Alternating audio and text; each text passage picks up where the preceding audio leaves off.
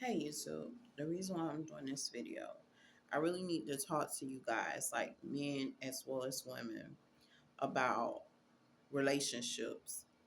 See, a lot of times we think that we are in relationships, and sometimes we're in a plot that's plotting to destroy our lives.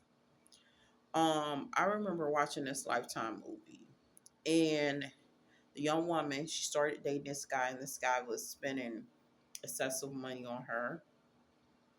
He was treating her exceptionally nice, but he was a pimp.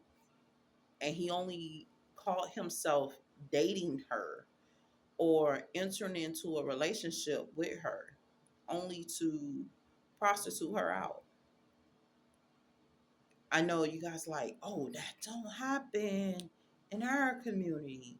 This type of stuff don't happen around us. And little do you guys know, it's actually happening, but we're so blind and dumbfounded to it that we can't even understand that this is taking place. We're dating guys, right? And these guys start off good, but their whole objective is to dumbfound you to the point where you're doing any and everything for them. Young men, you're dating women, and these women take on the same perspective. They're into hoism, they hoes, and a pimp is a whore.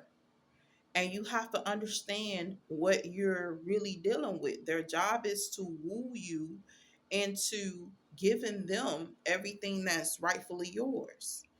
And a lot of times we don't talk to our sons and our daughters about this, but it's so true. You got a group of men, they're wooing you to take on their demons.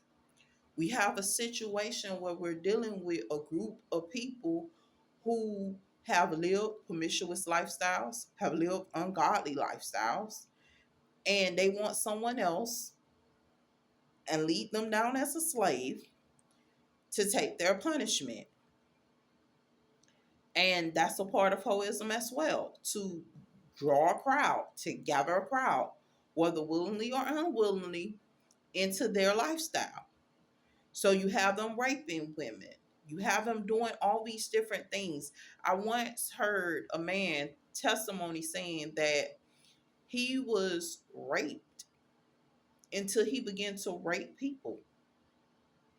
Can you only imagine the demons that this man carried? Can you only imagine the trauma he goes through?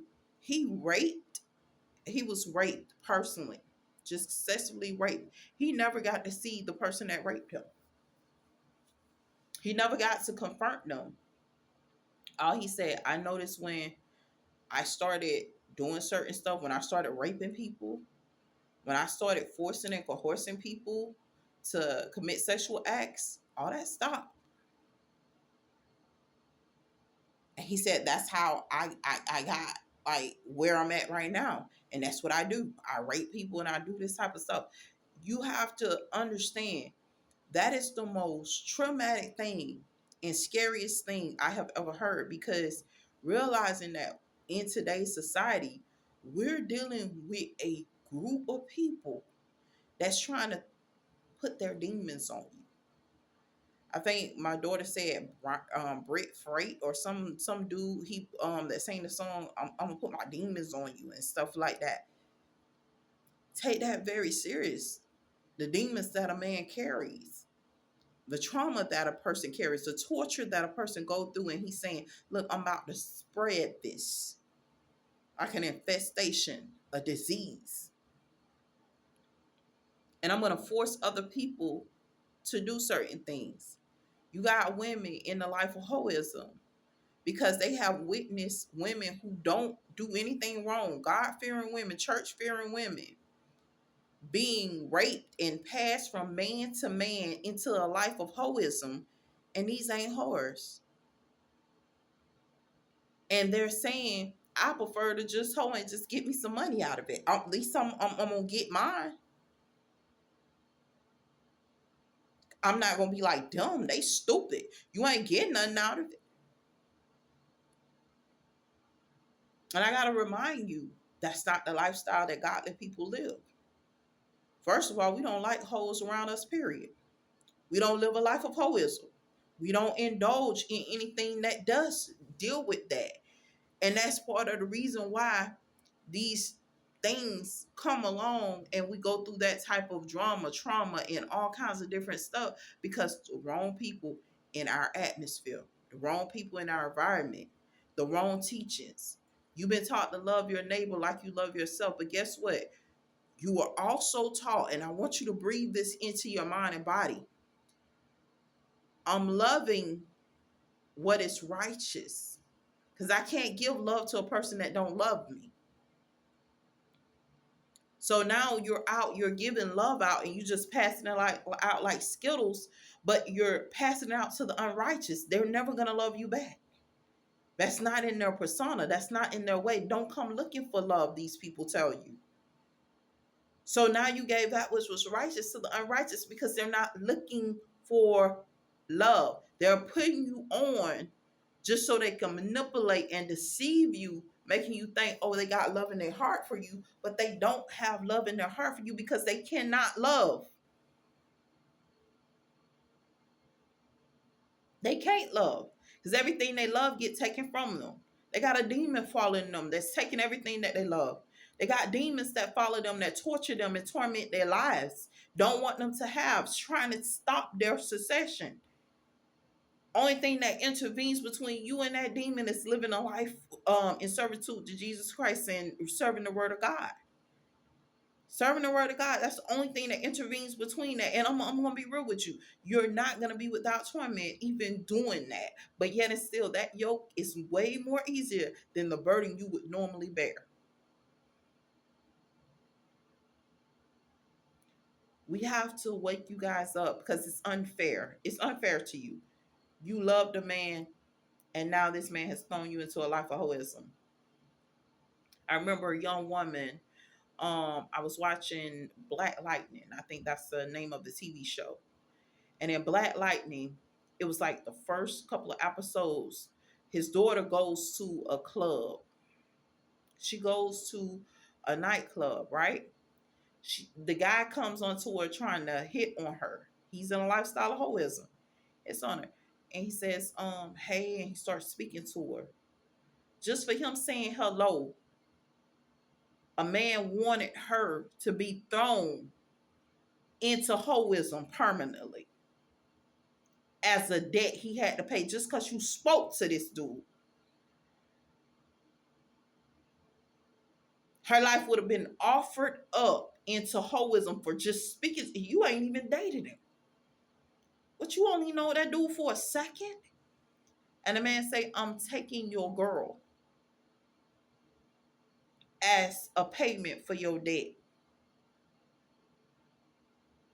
The girl didn't even know him. He said, I don't care because guess what? He don't even know her. How is he paying a debt? You just got a body. Be careful, women. These men are into hoism, and hoism is pimping. So when they say I'm a pimp, I'm a player, I'm this, that's a hoism, and they try to glamorize hoism to you. They glamorize you having multiple women. The whole purpose of them glamorizing it is so that you can stay stumbling, so that you can stay stagnated. You stay without because you're in sin. You stay not having because you're in sin. You have to get rid of the sin. The sin is hoism. A lot of our young women, oh God, he's so fine. He's so cute. He's so, he's so wrong. He so ain't the man for you. She so ain't the woman for you. You deserve more. But we can't tell you that as straightforward as we can because a lot of times dudes are going through so many different things. Women, you got people in the lifestyle of hoism, and you're picking up the spirit of the hoism lifestyle they live. Some of these men are sleeping with other men. So it's a spirit attached to that torments them and takes them through. So you might be offered up as a sacrifice. You're innocent. You don't sleep with men. You don't sleep with women. And you're a woman But you start noticing you having certain desires, certain issues, certain things going on. You can't help yourself. You're going through certain things, and they do this to little kids, to little babies. They put their demons off on them so that they can enter into righteous places. So that they can enter into righteous places as pure spirits. But truth be told, they're a vessel of demons.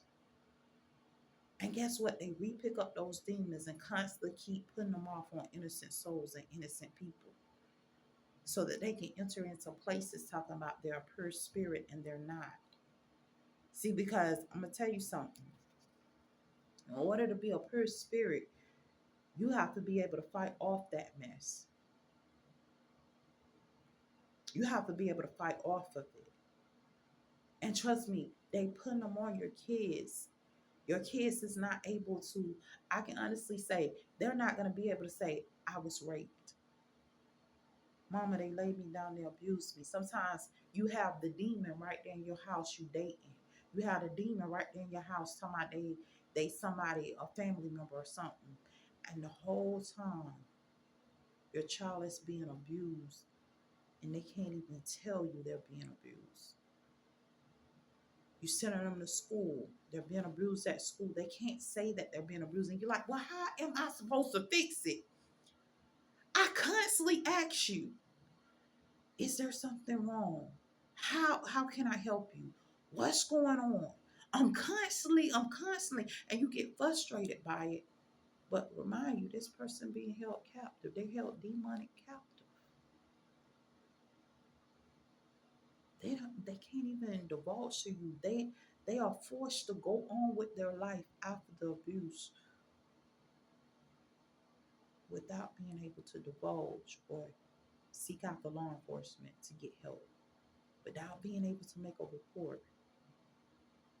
And guess what? Sometimes, even when you go to some of these people, because the terrorists, they're disguised, they look like us, look like the people of God, they look like law enforcement. Some of them have infiltrated law enforcement, have hacked certain things, so they're mirroring certain things.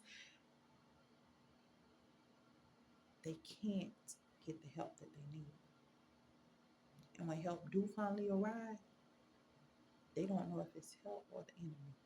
Because guess what? You look like the enemy, even if you're not.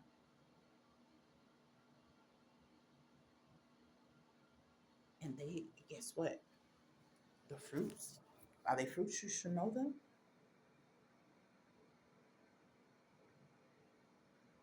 You and their fruits looking kind of similar because they say something they're gonna help, and then they start abusing people. Know what y'all dealing with? We are in the last evil days, and when I want to say the last evil days, it's not really the last evil days. It's these days where people are doing a lot of things against people. They pick the righteous to steal from. Why are they picking the righteous? You are not allowed into the society that the righteous is allowed into. You're not even supposed to be in their communities. But guess what? If the righteous is asleep and they putting all them demons in that righteous person, like that night before they done committed the seven deadliest sins, and that person sleep at night, he pours off his seven deadly sins into you and walk off after he did his ritual as pure as he can be. Here you are, an innocent vessel. You could be a child, an infant, or whatever. You balance seven demons, spiritual demons, and tormented and don't even know it. This is what they don't want to say. But he has a persona of being pure. But guess what? That next night, he's back unclean again because he's doing the same thing. And you stuck living with that thing demon. Get them from around you. Do what God has called you to do. Be without sin. Because if we hold into the book, we're going to have to fight the demons that they're sending, because some demons got to return back to them.